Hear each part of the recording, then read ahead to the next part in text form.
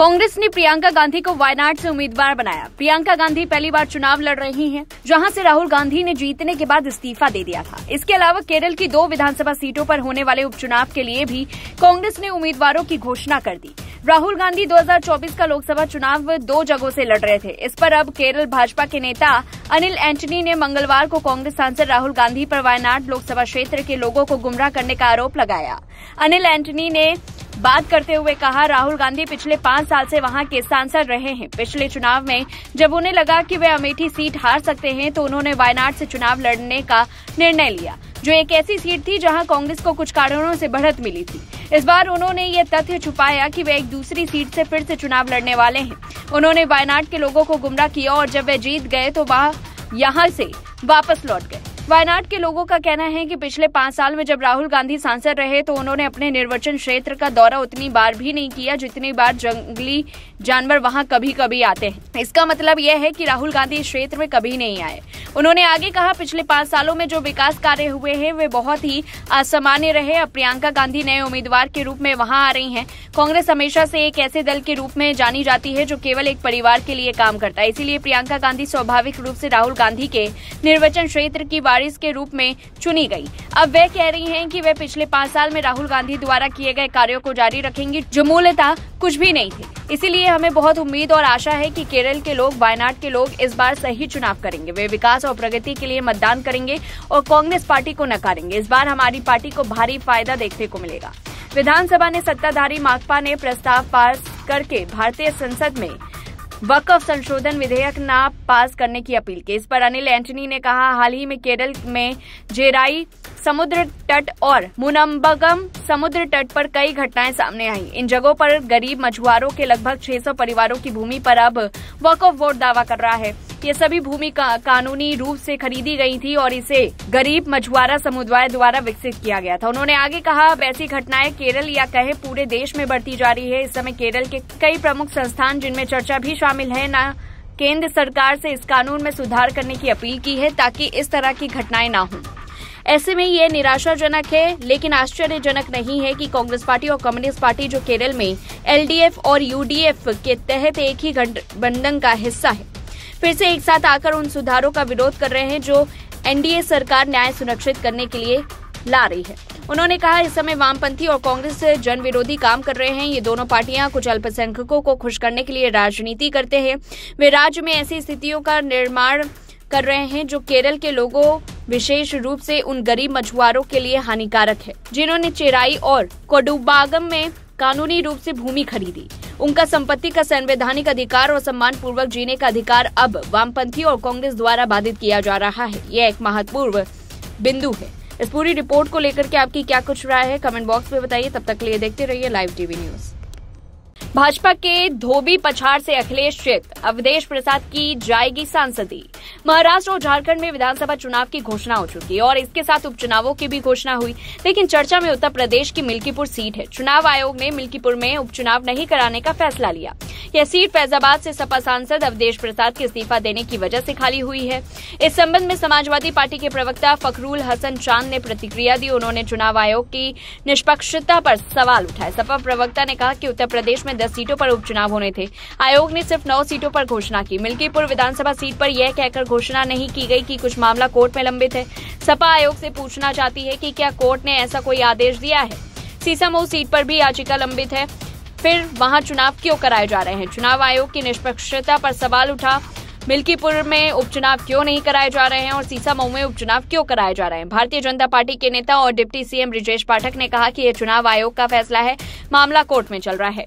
UP की मिल्कीपुर में उपचुनाव की घोषणा इसलिए नहीं हुई क्योंकि पूर्व बीजेपी विधायक बाबा गोरखनाथ ने 2022 में चुनाव जीतने वाले एसपी विधायक अवधेश प्रसाद के खिलाफ इलाहाबाद हाईकोर्ट में याचिका दायर की। मामला अवधेश द्वारा पर्चा भरते समय गलत शपथ लेने से जुड़ा। रिट में कहा गया है कि जिस वकील ने अवधेश प्रसाद की नोटरी का वेरिफिकेशन किया था, उस तारीख को उसका लाइसेंस रिन्यू नहीं हुआ था। सुप्रीम कोर्ट की गाइडलाइन है कि जिस तारीख को नोटरी रिकॉर्ड को प्रमाणित करता है उस तारीख तक वकील का लाइसेंस होना चाहिए। अयोध्या की मिल्कीपुर सीट सपा नेता अवधेश प्रसाद पासी के इस्तीफे के चलते खाली हुई। उन्होंने लोकसभा चुनावों में फैजाबाद संसदीय सीट से सपा के टिकट पर जीत दर्ज करने के बाद यूपी विधानसभा की सदस्यता से इस्तीफा दिया था। वहीं सपा ने सांसद अवधेश प्रसाद के पुत्र अजीत प्रसाद को मिल्कीपुर से अपना प्रत्याशी बनाया। मिल्कीपुर में उपचुनाव न होने को लेकर सवाल उठ रहे हैं। सवाल उठने की दो वजह है। मिल्कीपुर के साथ खाली हुई यूपी की 9 सीटों पर आयोग ने उपचुनाव की घोषणा कर दी। सवाल उठने की दूसरी वजह सीट का लोकेशन है। मिल्कीपुर सीट अयोध्या जिले की विधानसभा सीट है, जिसे सियासी गलियारों में सबसे ज्यादा हॉट सीट की संज्ञा दी गई। लोकसभा चुनाव 2024 में मिल्कीपुर से विधायक अवधेश प्रसाद को अखिलेश यादव ने फैजाबाद सीट से उम्मीदवार बना दिया। अवधेश ने इस चुनाव में बीजेपी उम्मीदवार लल्लू सिंह को धूल चटा दी। फैजाबाद की जीत से अवधेश सपा के पोस्टर बॉय बन गए और वहीं लोकसभा में अखिलेश ने उन्हें अपने बगल की सीट दे दी। अवधेश इसके बाद हर जगह अखिलेश के साथ नजर आने लगे। सपा की जीत से ज्यादा फैजाबाद की हार बीजेपी के लिए चौंकाने वाली बात थी। अयोध्या के बूते ही बीजेपी पूरे देश में 3 अंकों की पार्टी बन पाई। फैजाबाद चुनाव के परिणाम के बाद बीजेपी ने मिल्कीपुर पर फोकस किया। खुद मुख्यमंत्री योगी आदित्यनाथ इस सीट के प्रभारी रहे। दूसरी तरफ मिल्कीपुर जीतकर अखिलेश बीजेपी को एक और झटका देना चाहते हैं और ऐसे में इस सीट पर चुनाव न होना ये एक बड़ा सवाल खड़ा कर रहा है। वक्फ बिल पर बनी जीपीसी की मीटिंग का विपक्ष ने बहिष्कार किया। कारण क्या था? कारण भी आपको बताते हैं। कमेटी को संबोधित करते हुए कर्नाटक अल्पसंख्यक आयोग के पूर्व अध्यक्ष अनवर ने वक्फ की प्रॉपर्टी पर कब्जा करने वाले लोगों की सूची पेश की तो उसमें कांग्रेस अध्यक्ष मल्लिकार्जुन खड़गे का नाम सबसे ऊपर था। वक्फ बिल पर बनी जेपीसी की बैठक का विपक्षी दलों के सांसदों ने बहिष्कार करते हुए उन्होंने आरोप लगाया कि बैठक में कांग्रेस अध्यक्ष मल्लिकार्जुन खड़गे का मामला उठाया गया।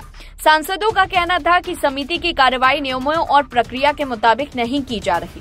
कांग्रेस के गौरव गोगोई और इमरान मसूद, डीएमके के ए राजा, शिवसेना के अरविंद सावंत, एआईएमआईएम के असदुद्दीन ओवैसी, समाजवादी पार्टी के मोहिबुल्लाह, आम आदमी पार्टी के संजय सिंह उन नेताओं में शामिल थे जिन्होंने इस बैठक का विरोध किया।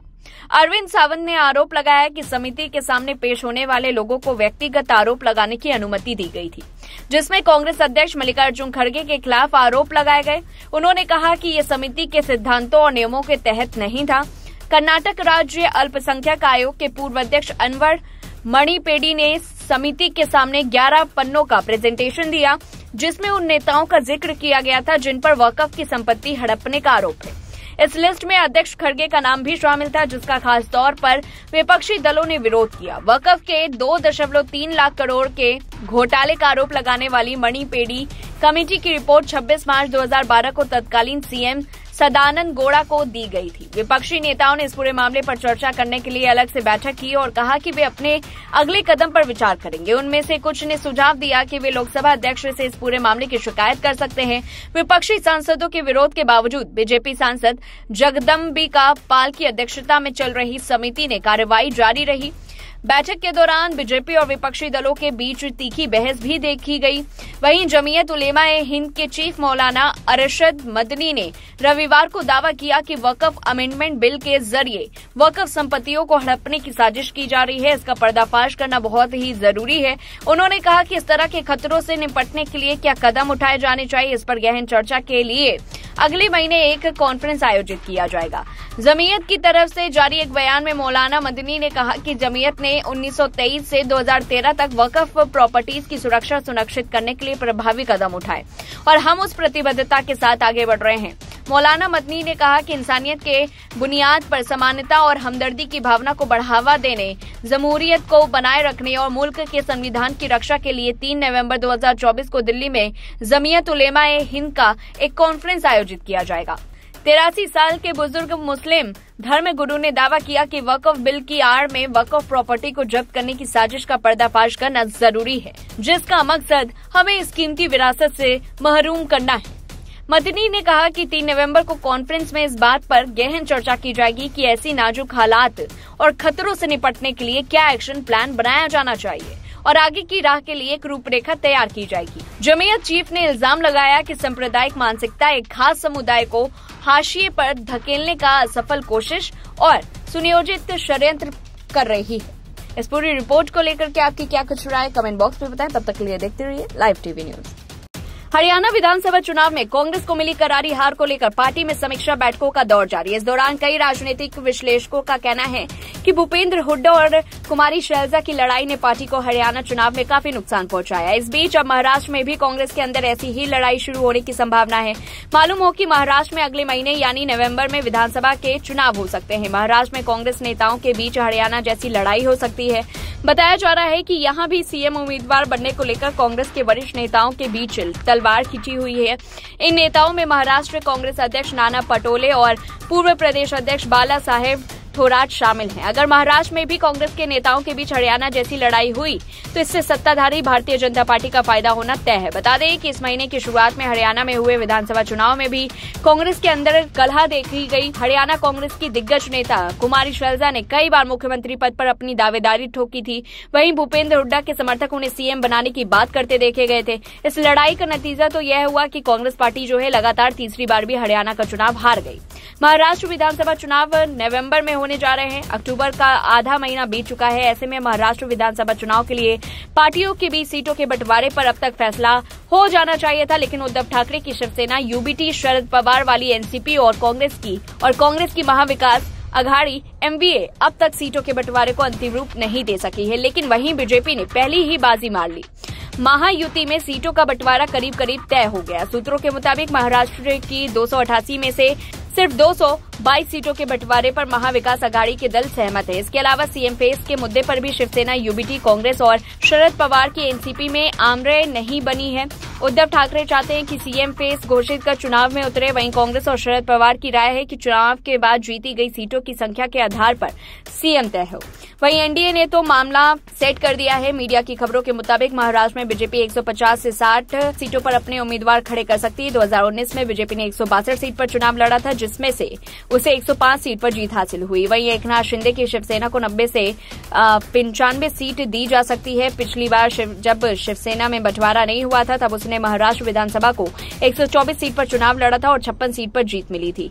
वहीं अजीत पवार की एनसीपी को 40 से 45 सीटें दिए जाने की उम्मीद है। 2019 में जब एनसीपी में बंटवारा नहीं हुआ था तब उसने 121 पर प्रत्याशी उतारे थे और इनमें से 54 एनसीपी उम्मीदवारों को जीत मिली थी।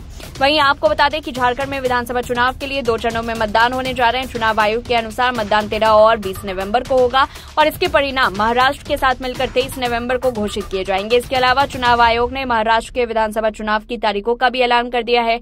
20 नवंबर को चुनाव एक चरण में पूरे महाराष्ट्र में कराए जाएंगे और 23 नवंबर को इसके परिणाम घोषित कर दिए जाएंगे। इस पूरी रिपोर्ट को लेकर के आपकी क्या कुछ राय है, कमेंट बॉक्स में बताएं। तब तक के लिए देखते रहिए लाइव टीवी न्यूज। महाराष्ट्र में चुनाव की घोषणा के बीच एनडीए दलों की आपसी खटपट सुर्खियों में है। एक तरफ एकनाथ शिंदे और अजीत पवार पार्टी के बीच भिड़ंत की खबरें हैं तो दूसरी तरफ गठबंधन में सीट शेयरिंग को लेकर तनाव की चर्चा। इन सब के बीच भारतीय जनता पार्टी अपने किले की चुस्त दुरुस्त कर रही है। जी हां, बता दें कहा जा रहा है कि एनडीए की खटपट और आपसी टकराहट के बावजूद भारतीय जनता पार्टी सबसे मजबूत स्थिति में है। हरियाणा की जीत से उत्साहित बीजेपी ने महाराष्ट्र को लेकर भी विनिंग फॉर्मूला खोज लिया। महाराष्ट्र में बीजेपी मध्य प्रदेश मॉडल पर आगे बढ़ रही है। 2023 के मध्य प्रदेश चुनाव में बीजेपी के खिलाफ इसी तरह की एंटी इनकम्बेंसी देखी गई थी, लेकिन पार्टी ने मतदान नजदीक आते आते ऐसा खेल किया कि कांग्रेस चित हो गई। बीजेपी से जुड़े सूत्रों का कहना है कि यहां भी इसी तरह की रणनीति पर काम किया जा रहा है। दिलचस्प बात यह है कि महाराष्ट्र में चुनाव के प्रभारी भूपेंद्र यादव और अश्विनी वैष्णव की जोड़ी ही मध्य प्रदेश में भी सक्रिय थी। दोनों को पार्टी ने लोकसभा के बाद महाराष्ट्र में भेजा और भूपेंद्र भीतर घात को खत्म करने में माहिर माने जाते हैं। कहा जा रहा है कि बीजेपी के नेता मुंबई और विदर्भ में सबसे ज्यादा गुटबाजी में लगे हुए थे। भूपेंद्र लगातार इन इलाकों में ही बैठक कर रहे हैं। मध्य प्रदेश में जिस तरह से बीजेपी ने जीत हासिल की थी उसमें महिलाओं की बड़ी भूमिका मानी गई। बीजेपी महाराष्ट्र में भी उसी मॉडल पर आगे बढ़ रही है, लेकिन लड़की बहन योजना का श्रेय भी बीजेपी अपने खाते में लेती दिख रही है। 2 दिन पहले पार्टी की तरफ से जो इसको लेकर पोस्टर जारी किया गया था उसमें देवेंद्र फडणवीस का चेहरा सबसे बड़ा था। आमतौर पर इस योजना में एकनाथ शिंदे, अजीत पवार और देवेंद्र फडणवीस की तस्वीर एक जैसी रहती है। महाराष्ट्र में कुल 4.6 करोड़ महिला मतदाता है। बीजेपी इसी के बूते खुद को मजबूत करने की कोशिश में जुटी है। बीजेपी से जुड़े नेताओं की माने तो महाराष्ट्र में पार्टी का मुकाबला अधिकांश सीटों पर कांग्रेस से होना है। बीजेपी इस चुनाव में 160 सीटों पर लड़ने को तैयार है। कांग्रेस भी 110 सीटों पर लड़ सकती है। कहा जा रहा है कि दोनों पार्टियों के बीच करीब 80 सीटों पर सीधा मुकाबला हो सकता है। मसलन विदर्भ और पश्चिमी महाराष्ट्र में बीजेपी और कांग्रेस के बीच की मुख्य मुकाबला होना है। लोकसभा में भी ऐसा ही हुआ था। बीजेपी ने इस बार इन इलाकों में कांग्रेस को ध्वस्त करने की रणनीति तैयार कर ली है। पार्टी हार्ड हिंदुत्व के साथ साथ विदर्भ में भी कांग्रेस के शासनकाल के मुद्दे को उठाएगी। विदर्भ इलाके में बीजेपी की मदद पर्दे के पीछे आरएसएस भी कर रही है। मुंबई और नागपुर में संघ और बीजेपी के बीच इसको लेकर कई दौर की मीटिंग भी हो चुकी है। बता दें कि बीजेपी टिकट वितरण में भी सावधानी बरत रही है। पार्टी ने सीट बंटवारे के साथ साथ जिताऊ उम्मीदवारों को भी फाइनल कर लिया है। कहा जा रहा है कि 1-2 दिन में इनमें से अधिकांश उम्मीदवारों के नाम फाइनल कर लिए जाएंगे। बीजेपी पहले उन सीटों पर नाम फाइनल करेगी जो सबसे ज्यादा कमजोर स्थिति में है। मध्य प्रदेश की तरह ही टॉप लेवल पर डैमेज कंट्रोल का जिम्मा अमित शाह के पास है। शाह पिछले 1 महीने में 3 से ज्यादा दौरा कर चुके हैं। हर मीटिंग के बाद शाह बंद कमरे में नेताओं से फीडबैक ले रहे हैं। साथ ही इन बैठकों में भी गुटबाजी छोड़ पार्टी के लिए काम करने की नसीहत दे रहे हैं। इस पूरी रिपोर्ट को लेकर के आपकी क्या कुछ राय, कमेंट बॉक्स में बताएं। तब तक के लिए देखते रहिए लाइव टीवी न्यूज।